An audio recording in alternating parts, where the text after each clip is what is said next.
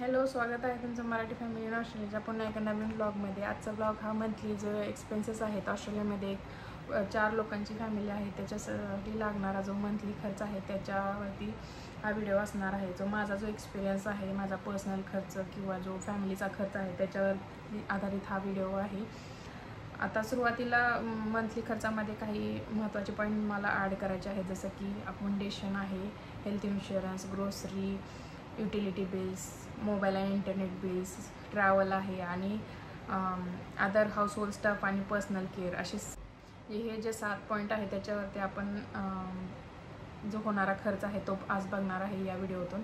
तर सगळ्यात आधी आहे हेल्थ इन्शुरन्स। तर हेल्थ इन्शुरन्स तुम्ही कुठल्याही विजावर असो, तुम्हाला ऑस्ट्रेलियात आल्यानंतर हे हेल्थ इन्शुरन्स असायलाच पाहिजे, कारण एखादी मेडिकल इमर्जन्सी आल्यास तर हेल्थ इन्शुरन्स तुम्हाला खूप मदत करू शकतो।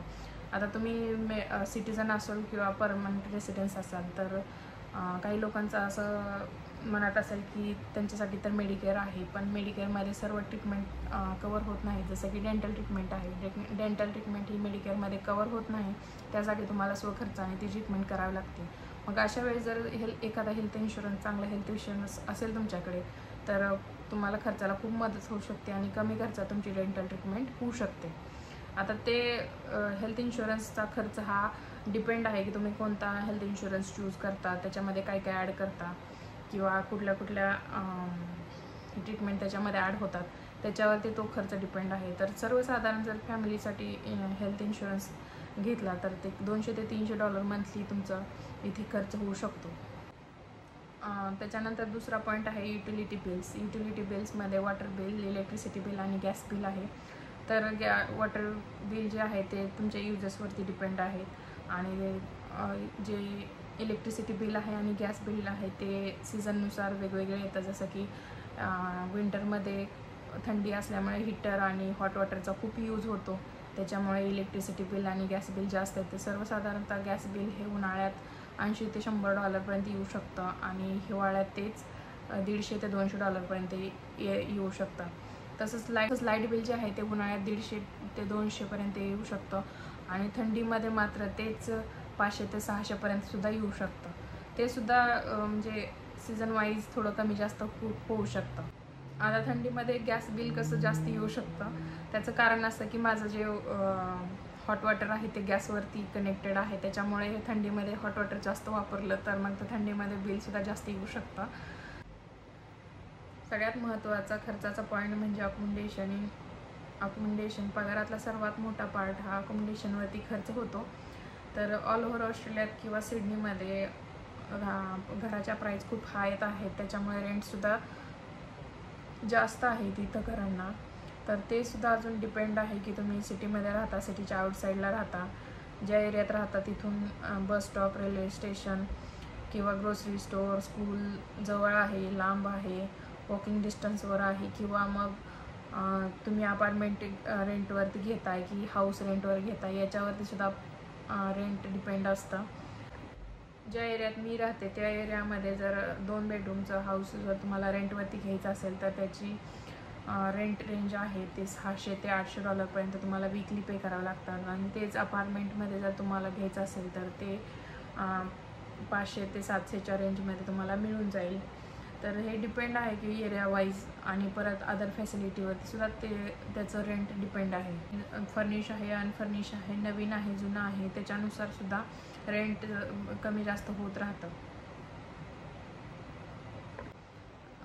याच्यानंतर जो ग्रोसरी आहे, जो ग्रोसरीचा सर्वसाधारण 4 लोकांचा आठवड्याचा ग्रोसरीचा खर्च जो आहे तो $250 ते $300 आहे। त्याच्यामध्ये सगळ्या बेसिक गोष्टी आहेत, एक्स्ट्रा काहीच ॲड नाही आहे, जसं की आटा आहे, राईस आहे, तेल, फ्रूट आणि व्हेजिटेबल, याच्यासाठी तुम्हाला $250 ते $300 इथं खर्च करावे लागतात। तर महिन्याचे जवळपास $1000 इथं ग्रोसरीवरती तुमचे खर्च होतात।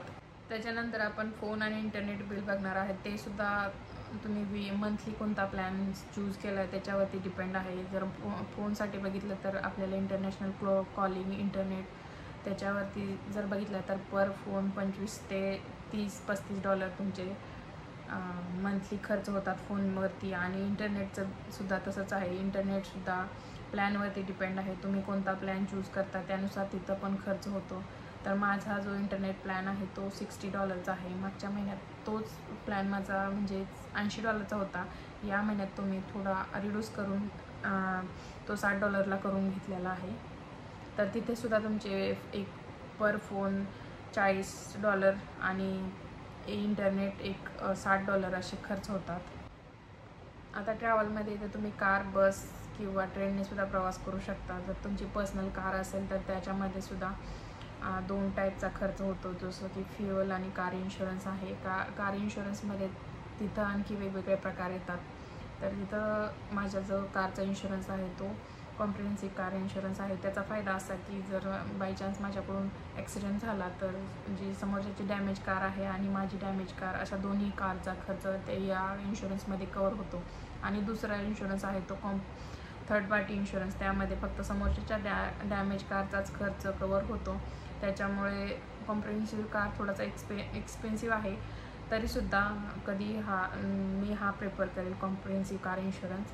आणि त्याचा दुसरा पॉईंट म्हणजे फ्युअलसाठी सुद्धा जर तुमचा स्पेसिफिक रूट असेल त्या रूटमधून तुम्ही जर ट्रॅव्हल करत असाल तर तिथेसुद्धा खर्च त्याच्यावरती डिपेंड आहे.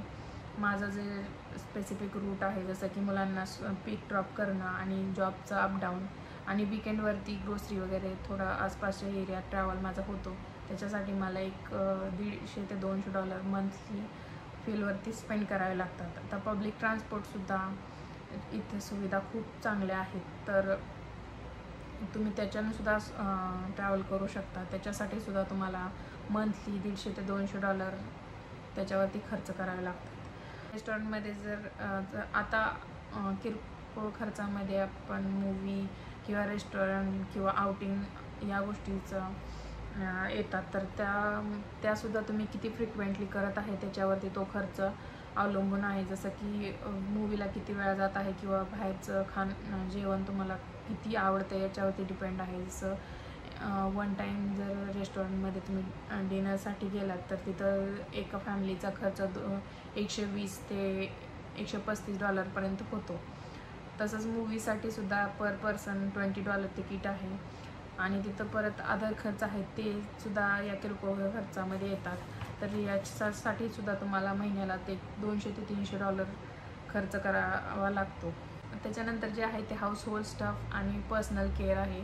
त्याच्यामध्ये मुलांचे हेअरकट्स वगैरे येतात, तर इथं हेअरकटला एक $25 पे करायला लागतात. आणि दुसरी गोष्ट म्हणजे आपण कधी कपडे शॉपिंग किंवा मग घरातलं एखादं हाऊसहोल्ड स्टफ घेतलं तर त्याच्यासाठी जो लागणारा खर्च आहे तो याच्यामध्ये इन्क्लूड होतो. तर तो सुद्धा इथं $200 ते $300 मंथली आपल्याला खर्चासाठी वेगळे ठेवावे लागतात. आता हा आहे माझा मंथली खर्च. जवळपास माझे 6,000 ते 7,000 एक मंथली खर्च होतो. तर हा फक्त बेसिक गरजांवरती खर्च आहे. जसं की नवीन तुम्ही ऑस्ट्रेलियात येता तेव्हा जर सुरुवातीच्या दिवसात जर भाड्यानं घर घेतलं तर त्याचा खर्च आहे हा. तसा चालूला मी माझ्या स्वतःच्या घरात राहते, पण त्याच्यामुळे तर खर्च कमी होत नाही तर जास्त वाढतो. तर तो जो खर्च आहे तो मी पुढच्या व्हिडिओमधून शेअर करेन. जर स्वतःचं घर असेल तर आणखी काय एक्स्ट्रा बिल किंवा आणखी काय एक्स्ट्रा खर्च करावा लागतो त्याच्यासाठी मी दुसरा व्हिडिओ तुमच्यासाठी घेऊन येणार आहे. तर तुम्हाला कसा वाटला हा व्हिडिओ? आवडला तर लाईक करा, शेअर करा आणि सबस्क्राईब करा.